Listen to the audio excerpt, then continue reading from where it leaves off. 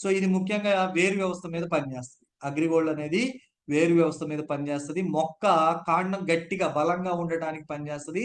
ఎక్కువ కొమ్మలు పెరగడానికి, ఎక్కువ వేర్లు రావడానికి బాగా ఉపయోగపడుతుంది. ముఖ్యంగా చెప్పాలంటే ఒక ఐసీయూలో ఉన్న పేషెంట్ కి ఆక్సిజన్ ఎంత అవసరమో, ఒక మొక్క చనిపోయే దశలో, అంటే చనిపోతాని కాదు, జస్ట్ ఎఫెక్ట్ అవుతున్న దశలో, స్టార్టింగ్ దశలో ఇది ఇస్తే ఆ మొక్క అనేది మళ్ళా బ్రతికే అవకాశం అనేది ఉంటుంది. ఎందుకంటే ఇది రూట్స్ మీద బాగా పనిచేస్తుంది. వేరుశనగ పల్లీల మీద అద్భుతంగా పనిచేస్తుంది. ఎందుకంటే భూమి లోపల అది ఉల్లి గాని, క్యారెట్ గాని, బంగాళదుంప గాని, వేరుశనగ గాని భూమి లోపల పండించే పంటలకు అద్భుతంగా పనిచేస్తుంది. ఇలా మొక్కని ఈ రకంగా తీసుకొస్తుంది అనమాట.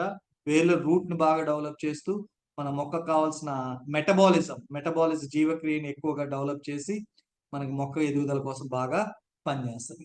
చూడండి ఇక్కడ బిఫోర్ ఆఫ్టర్ అని చెప్పేసి 2 ఇచ్చారు.